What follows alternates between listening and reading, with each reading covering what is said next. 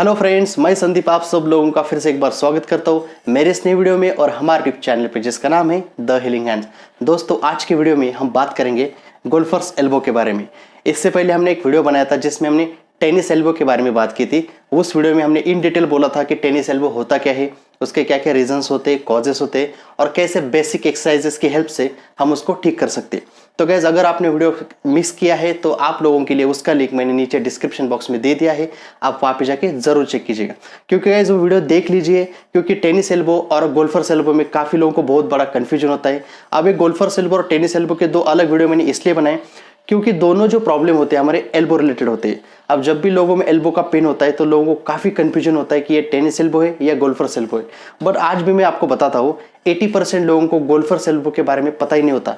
जब भी उन्हें एल्बो पेन होता है तो लोग यही समझते हैं कि उनको टेनिस एल्बो होता है।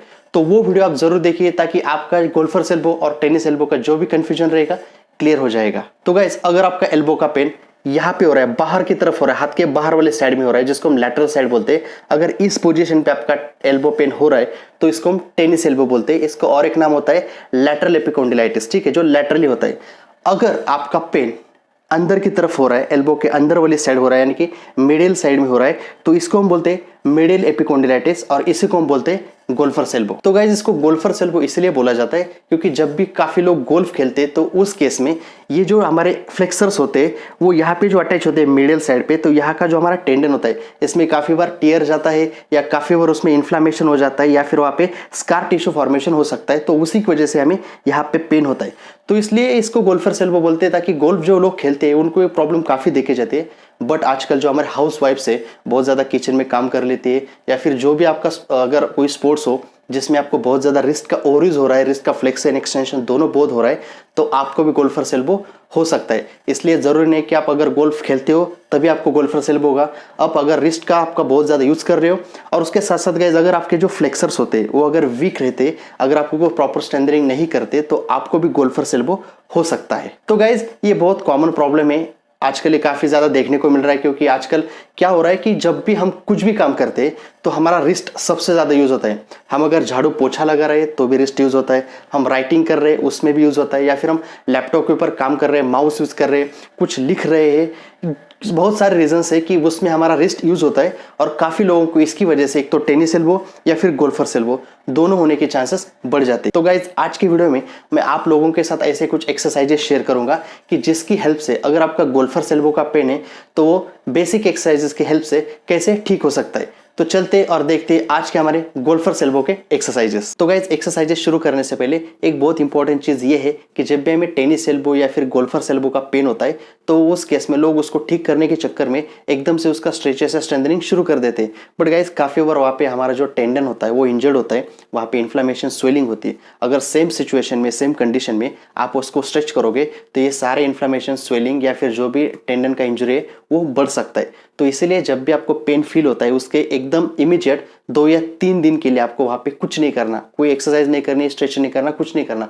आपको कंपलसरी वहाँ पे आइसिंग करना है। आइसिंग से वहाँ का इन्फ्लेमेशन कम होगा, स्वेलिंग कम होगा और वहाँ का पेन ऑलमोस्ट 40-50% कम हो जाएगा।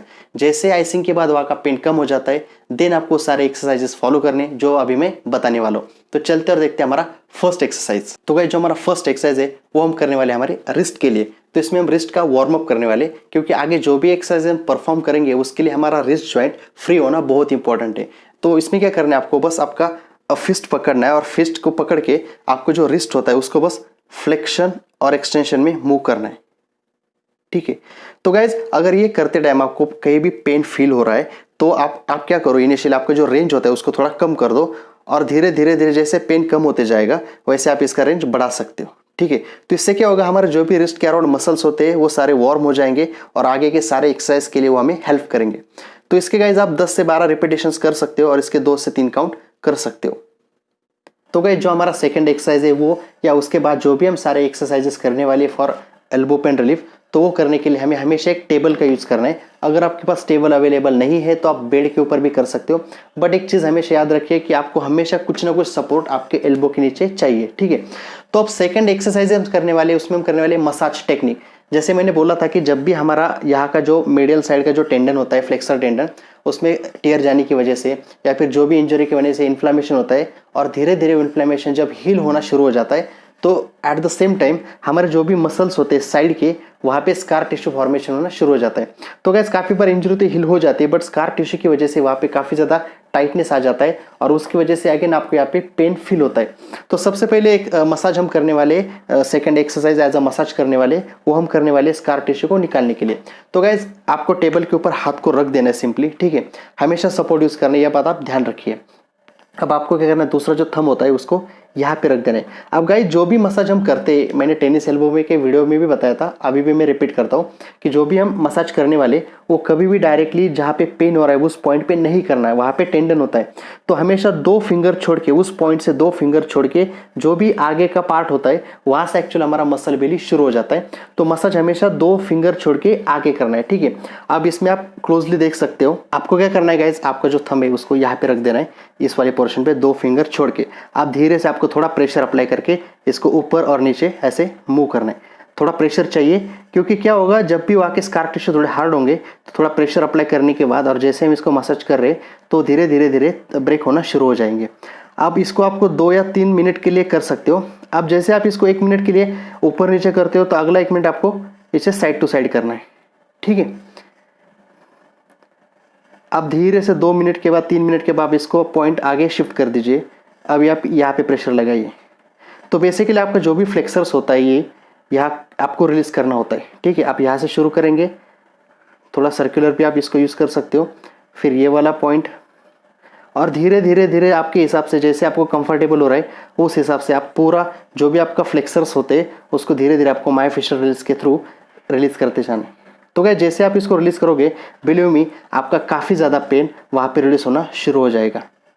तो गाइस जो हमारा थर्ड एक्सरसाइज है वो हम करने वाले हमारे फ्लेक्सर मसल का स्ट्रेचिंग।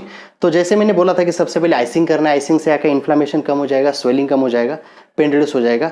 सेकंड हम यहाँ पे करने वाले मसाज टेक्निक, वहाँ से स्कार टिश्यू जो फॉर्मेशन हुआ था वो निकल जाएगा और पेन कम हो जाएगा। अब थर्ड हम करने वाले हमारे फ्लेक्सर का स्ट्रेच। तो इसके लिए आपको क्या करना है, सिंपल हाथ को, आपको अभी अगर फ्लेक्सर को स्ट्रेच करना है तो आपको इसको एक्सटेंशन में लेके जाना पड़ेगा, ठीक है।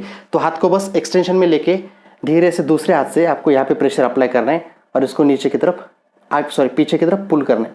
तो गाइस जैसे आप इसको पुल करते हो, अब इस स्पेशल एक्सरसाइजेस में आप सपोर्ट नहीं लिया तो भी चलेगा, आप इसको ऊपर ही करो क्योंकि वो ज़्यादा बेटर रहेगा, ठीक है। तो आपको इसको पीछे पुल करोगे तो जैसे आप इसको एक्सटेंशन में पीछे प्रेस करोगे गाइस, तो आपके जो भी फ्लेक्सर्स है नीचे से, ठीक है, ये वाले काफ़ी अच्छे स्ट्रेच हो जाएंगे। और जैसे आपके रेगुलर स्ट्रेचेस की हेल्प से धीरे धीरे आपके जो मसल का टाइटनेस कम हो जाएगा, उसके बाद आपका जॉइंट के ऊपर जो प्रेशर वो कम हो जाएगा। And relax. तो गाइस अगेन आप इसके जब भी आप स्ट्रेचेस करोगे तो आप मिनिमम इसको 10 सेकंड तो होल्ड करो और 10 सेकंड के आप इसे 3 से 4 रिपीटेशंस कर सकते हो। तो गाइस अब हम चलते हैं हमारे नेक्स्ट एक्सरसाइज की तरफ, जो हम करने वाले हमारे फ्लेक्सर मसल के स्ट्रेंथनिंग के लिए। अब इसके लिए गाइस मैं एक रेजिस्टेंस ट्यूब यूज़ कर रहा हूँ जो मेरे पास अवेलेबल था। अगर आपके पास नहीं है तो आप थेरा बैंड भी यूज़ कर सकते हो, अगर थेरा बैंड भी नहीं है तो आप डंबल का भी यूज़ कर सकते हो। अब आप इसको सिंपली क्या करना है, इसको नीचे फ्लोर पे डाल के जो आपका ट्यूब होता है उसको पैरों के नीचे पकड़ना है ताकि इसको अच्छा खासा ग्रिप मिल सके, ठीक है। अब जो इसका हैंडल होता है इसको आपको हाथ में होल्ड करना है। तो गाइस एक चीज़ का ध्यान रखिए कि जब भी आप इसका हैंडल हाथ में पकड़ते हो तो आपके ट्यूब में हमेशा एक टेंशन होना चाहिए, ठीक है। अब आपको क्या करना है, आपका जो एल्बो होता है इसको अगेन टेबल के ऊपर रेस्ट कर देना है। अब क्या करना है गाइस, आपको धीरे से मेरा जो रिस्ट है आपका उसको नीचे की तरफ लेके जाना है विथ प्रेशर। अब यहाँ पे रेजिस्टेंस ट्यूब का प्रेशर तो है ही, साथ में ग्रेविटी का भी प्रेशर है, तो आपको इसको कंट्रोल के साथ नीचे लेके जाना है। अगेन धीरे से ऊपर लेके आना है, अगेन नीचे लेके जाना है।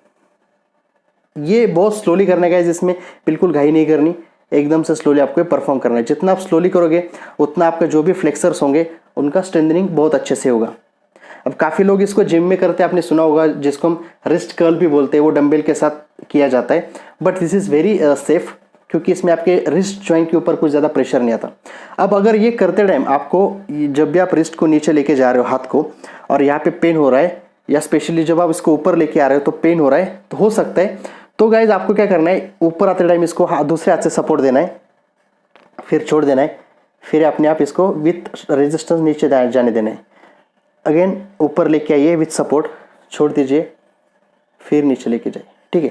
तो ये जो आप स्ट्रेंथनिंग के कर रहे हो इसके आप 10 से 12 रिपीटेशंस कर सकते हो, और हर 10 से 12 रिपीटेशंस के आप इसके 2 या 3 सेट आपको इसकी करने हैं। तो गाइस जैसे आपका हाथ का स्ट्रेंथनिंग बढ़ते जाएगा तो इसको आप आगे भी कंटिन्यू कीजिए, क्योंकि ये बहुत अच्छी एक्सरसाइज है फॉर हमारे फ्लेक्सर के स्ट्रेंथनिंग के लिए।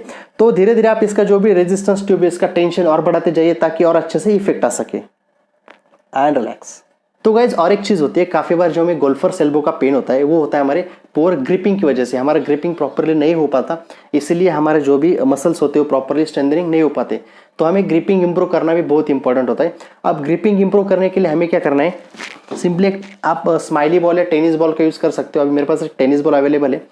तो आपको अगेन हाथ को टेबल के ऊपर रख देना है, बॉल को हाथ में पकड़ना है, ठीक है। अब इसको फर्मली ग्रिप करना है, और ग्रिप करने के बाद इसको होल्ड करना है 10 सेकेंड्स। आप 20 सेकेंड भी होल्ड कर सकते हो, एंड 10 सेकेंड के बाद धीरे से इसको रिलीज कर देना है। अब ऐसे 10 सेकेंड होल्ड के आप 5-6 से काउंट कर सकते हो। अब इसके बाद थोड़ा एडवांस लेवल पे जाने के लिए आपको क्या करना है, अगेन सेम ग्रिपिंग करना है, हाथ को यहाँ पे रख देना है, और जो हमने फर्स्ट वाला किया था इससे पहले जो किया था, नीचे जाना और ऊपर लेके आना हाथ को, ये फॉलो करना है गाइस, ठीक है।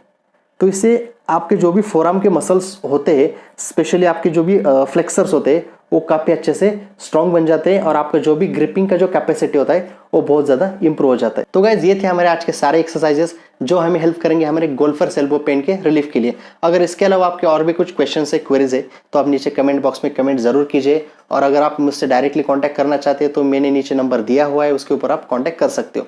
तो गाइज जो भी हमें गोल्फर्स एल्बो होता है, टेनिस एल्बो होता है, तो उसको सारे प्रोटोकॉल्स याद रखिए, और इस वीडियो को या टेनिस एल्बो की वीडियो को भी जरूर शेयर कीजिए, क्योंकि आपके शेयर में बहुत ताकत होती है। आपको पता होता है कि किन लोगों को ये प्रॉब्लम भी हो रहा है।